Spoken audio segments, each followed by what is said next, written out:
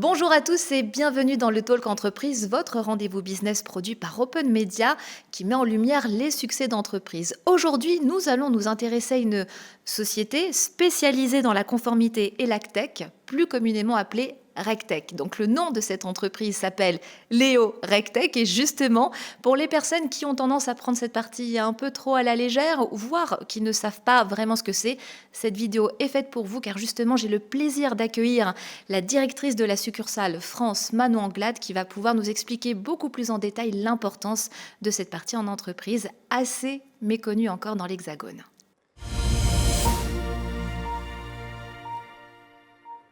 Bonjour Manon Anglade. Bonjour Claire. Merci beaucoup d'être avec nous sur le plateau car grâce à vous, on va enfin pouvoir savoir ce qu'est davantage la conformité. Alors qu'est-ce que la conformité en entreprise ? Du coup, la conformité, c'est un métier qui date de 2008, c'est-à-dire post-crise financière, où en fait, on a fait en sorte de créer un cadre réglementaire, particulièrement au niveau européen, pour toutes les sociétés du secteur financier.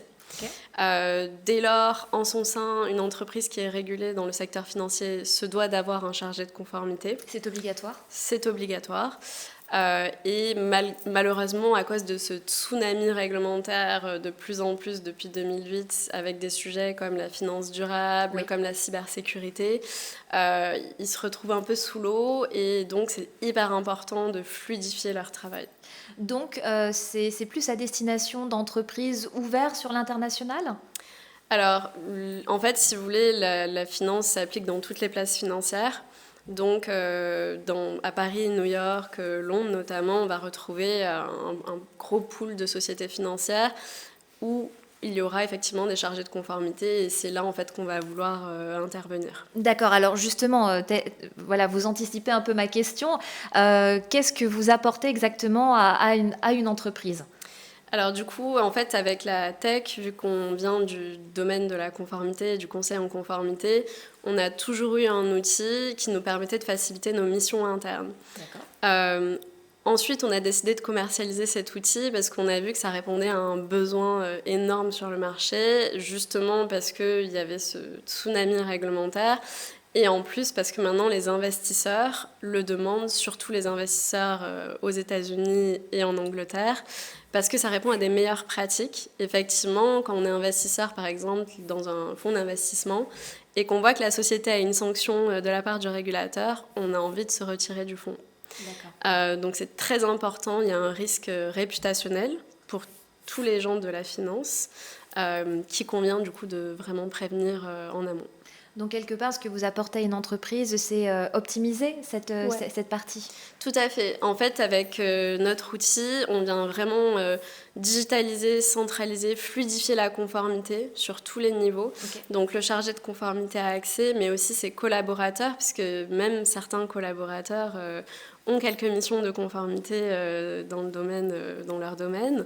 Et du coup, c'est hyper important, justement, de supprimer des tâches répétitives qui n'ont aucune valeur ajoutée en fait pour le domaine de la conformité et ça leur permet aussi d'avoir un métier plus intéressant comme lancer un fonds, avoir une approche un peu plus commerciale qui du coup les place moins dans cette position ingrate, opérationnelle, un peu bête noire et les met sur un piédestal en fait pour le côté financier qui est quand même le cœur de métier du secteur financier. Oui, je comprends tout à fait et justement ça peut aussi leur enlever une grande partie de charge mentale car j'imagine que forcément toutes les lois, les juridictions évoluent d'un pays à l'autre.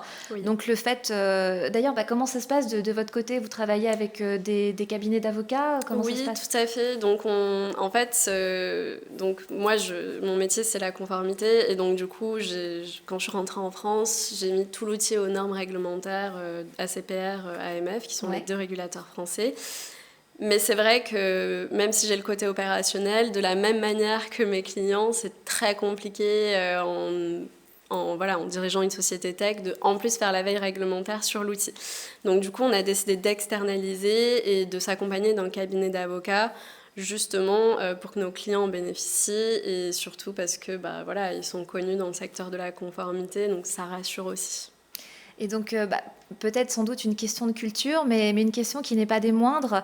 Que ce soit les États-Unis ou les Anglo-Saxons en général, sont beaucoup plus, on va dire, en avance sur cette question de conformité par rapport à la France, qui, j'ai l'impression qu'elle est un peu souvent à la traîne ou Oui, mauvais élève. c'est ce que j'allais dire. Alors, Elle est clairement à la traîne. donc justement, à quoi c'est dû? Est-ce que c'est un manque, peut-être une méconnaissance de la culture en entreprise? Peut-être aussi parce que elle a tout simplement pas envie de s'harmoniser ou de se mettre aux normes? Ou est-ce que vraiment c'est dû à autre chose, ce décalage ou ce retard? Alors, je pense qu'il y a deux choses. Déjà, il y a la culture. Effectivement, les anglo-saxons sont plus connus pour être respectueux des règles. Et en France, on est très connus pour avoir besoin d'un cadre réglementaire et de sanctions pour pouvoir se conformer à la réglementation.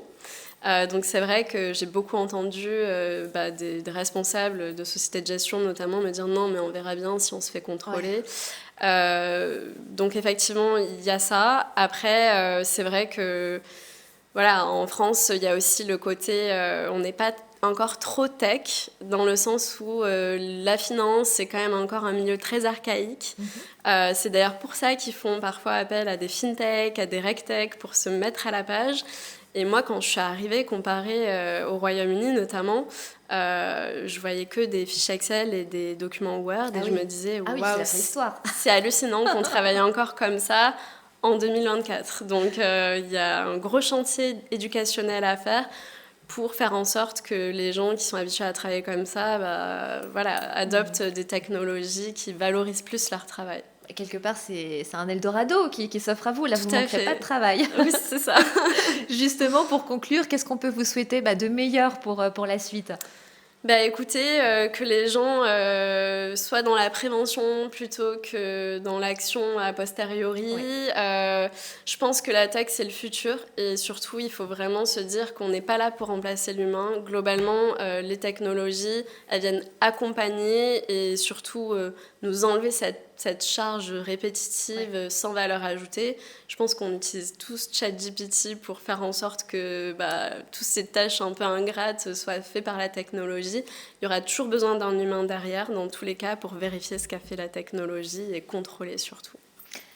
Le message est bien reçu en tout cas. Merci beaucoup Manon Anglade d'avoir répondu à toutes nos questions. Je rappelle que vous êtes la directrice de la succursale France de l'entreprise Léo Regtech, une entreprise spécialisée dans la conformité et la tech. Quant à nous, on se retrouve très prochainement dans une nouvelle édition du Talk Entreprise sur Challenge évidemment.